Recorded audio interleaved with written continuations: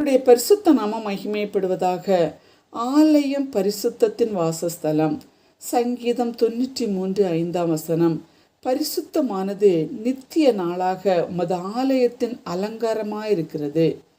கிறிஸ்துவுக்குள் அருமையானவர்களே, பரிசுத்த அலங்காரத்துடனே கர்த்தரை தொழுது கொள்ளுங்கள் என்று கூறப்படுகிறது. அலங்காரம் என்பது அணிகலன்கள், உலக பிரகாரமான வெளி அலங்காரம் அல்ல, ஆவிக்குரிய வாழ்வில் உள்ள அலங்காரத்தை பிரதிபலிக்கிறது. பவுல் கூறுகிறார், உன் இளமையை குறித்து ஒருவனும் உன்னை அசட்டை பண்ணாதபடிக்கு நீ வார்த்தையிலும் நடக்கையிலும் அன்பிலும் ஆவியிலும் விசுவாசத்திலும் கற்பிலும் விசுவாசிகளுக்கு மாதிரியாயிரு என்கிறார்.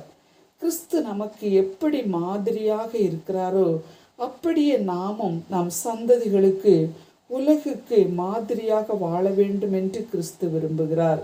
உங்கள் சரீரமானது நீங்கள் தேவனாலே பெற்றும் உங்களில் தங்கியும் இருக்கிற பரிசுத்த ஆவியினுடைய ஆலயமாய் இருக்கிறதென்றும் நீங்கள் உங்களுடையவர்கள் அல்லவென்றும் அறியீர்களா என்கிறார். பிரியரே, தாவீது ராஜா உலக பிரகாரமாக தேவனுக்கென்று ஆலயம் கட்ட விரும்பினார். ஆனால் தேவன் விரும்பவில்லை.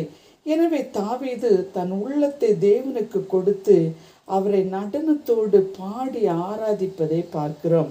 அந்தி சந்தி மத்தியான வேளைகளிலும் நான் தியானம் பண்ணி முறையிடுவேன், அவர் என் சத்தத்தை கேட்டார் என்கிறார்.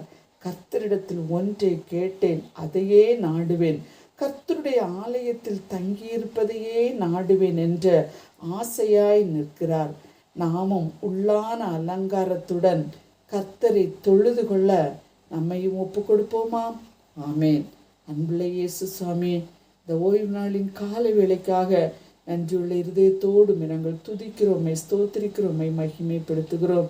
வெளிப்புற அலங்காரம் அல்ல ஆண்டவரே, ஆவிக்குரிய வாழ்க்கையிலே ஆவியின் கன்னிகளினால் அலங்கரிக்கப்பட்டு ஆவியோடு உண்மையோடு உண்மை ஆராதிக்க வேண்டும் என்று விரும்புகிறீரே கர்த்தாவே. பரிசுத்தமானது நித்திய நாளாக அது ஆலயத்தின் அலங்காரமாய் இருக்கிறது என்று தாவீது கூறுகிற வண்ணமாக நாங்களும் பரிசுத்தத்தோடு உண்மை ஆராதிக்க உதவி செய்யும். இயேசுவின் நாமத்தில் பிதாவே, ஆமேன்.